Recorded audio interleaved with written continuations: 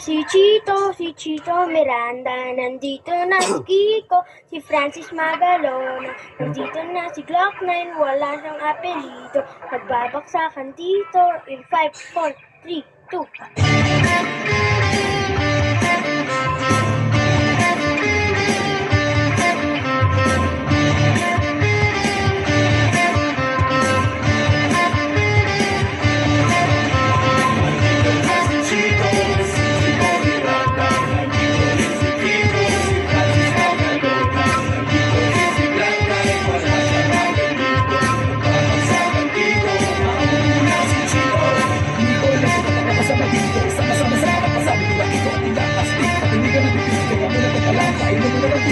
Kasi mura, bago mapatumba, dapat mag-iisip ka na rin na maganda at madulas ang pagpigkas.